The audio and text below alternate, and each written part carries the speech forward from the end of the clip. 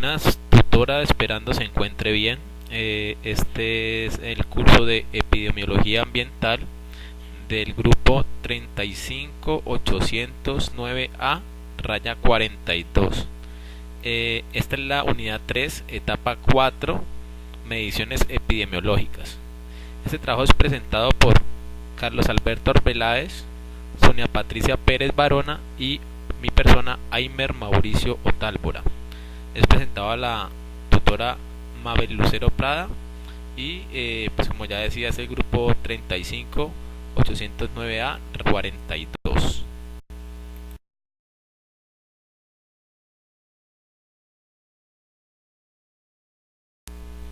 Iniciando con la presentación, digamos el protocolo de tomado de la página de Civigila Chikungunya fue prácticamente el que por debate los compañeros decidimos trabajar, ya que digamos se vean datos más claros y más digamos más completos. Los compañeros en el foro de la página ya habían montado sus respectivos protocolos, por repetirlo, me disculpan la redundancia. La compañera Sonia Patricia había elegido el protocolo de dengue clásico y lo había enfocado en la comuna 5. El compañero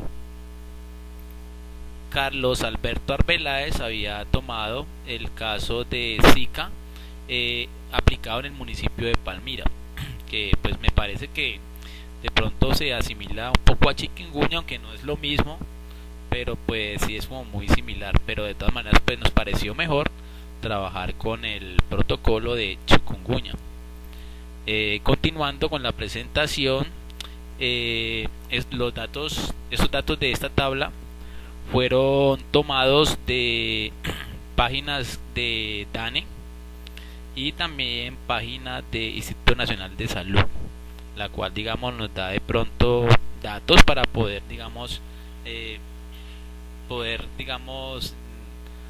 darle datos a esta tabla. Ya explicando digamos la tabla en sí, la primera columna habla de las edades de las personas a la cual vamos a ingresar en esta tabla. La primera columna, que es de hombres, consta de 3 cuadros.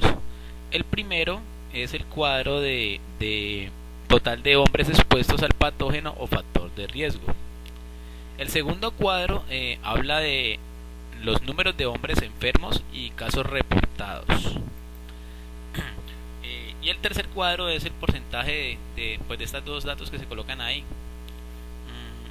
Posteriormente, digamos, la siguiente columna de mujeres, básicamente es la misma información.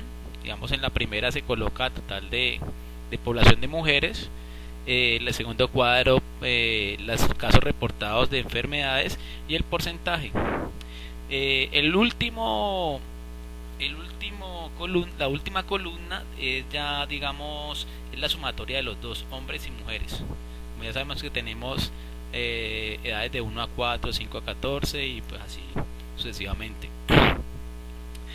Dándole un pequeño análisis digamos a este cuadro, pues podemos evidenciar que entre personas de 15 y 44 y de 45 a 60, tanto en mujeres como hombres, son los mayores casos reportados.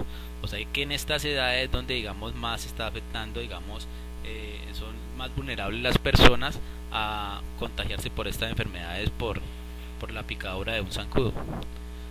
Básicamente eso es todo de la primera diapositiva.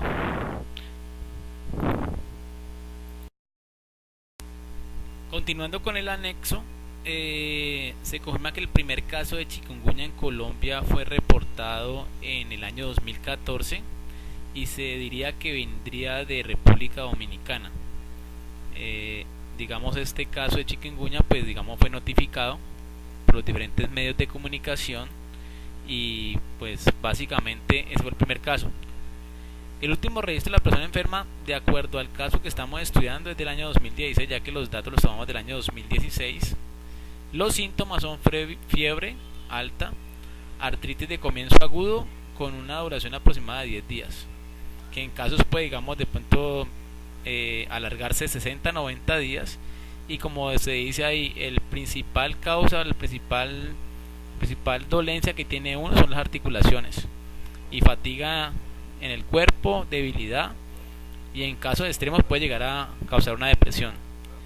El número de personas que presentaron síntomas de acuerdo a Civigila y a la información tomada pues de las diferentes páginas fueron de 1204 casos reportados de este síntoma y de esta epidemia que es el chikungunya.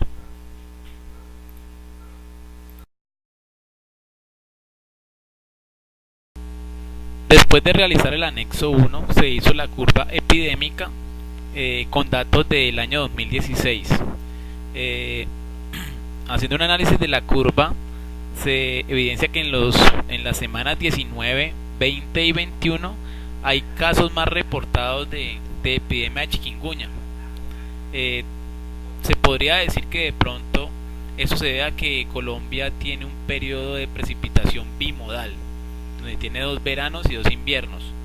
Como sabemos que mayo es un mes de inviernos, entonces en estos meses hay mucho estancamiento de agua en varias partes, más en los sectores bajos, donde digamos puede haber criaderos de mosquitos y por ahí proliferar pues digamos el riesgo de esta epidemia.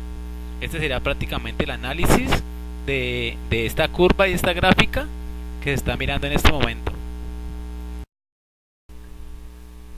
Se puede denominar la tasa de exposición de una forma particular de medición de incidencia, en la que existe un limitado periodo de riesgo, o sea, un tiempo pues corto, que puede verse al hecho de los factores etiológicos.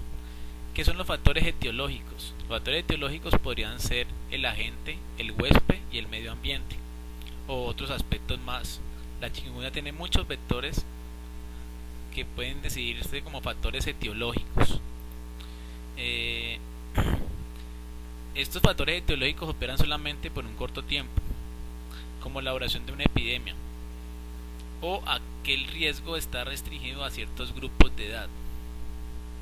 Por otra parte, la tasa de ataque se expresa por el porcentaje a través de la siguiente fórmula. En el numerador van el número de casos registrados, los cuales son los 1204 casos reportados de síntomas de chikungunya. Y el denominador será el número de personas expuestas, que en este caso para el año 2016 habían 2.452.113 multiplicado por 100, lo cual nos da un porcentaje de 0.049.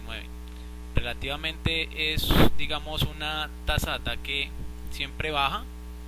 Acuérdense que esto lo tomamos del anexo en el cuadro, y pues tengamos en cuenta que todos los casos no son reportados, entonces digamos se puede dar de pronto un poco más alto.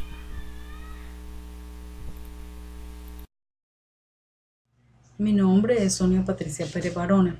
Voy a exponer la descripción del lugar de contagio y las interacciones ecológicas del lugar.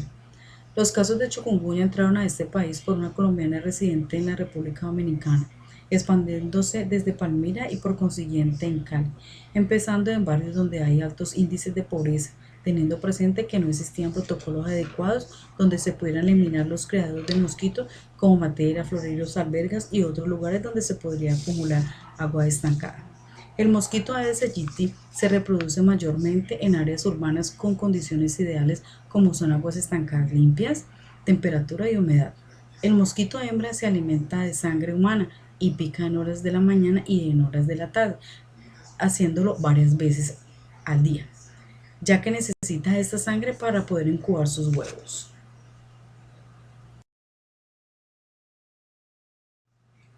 Conclusión. Después de proceder el virus de República Dominicana, la transmisión se ha extendido con más carácter en el municipio de Cali en los meses de mayo y junio en el año del 2016, lo cual puede ser por temporadas de precipitaciones altas, lo cual aumenta los cuidados de estos mosquitos sin tener en cuenta que hay muchos casos que no se han reportado.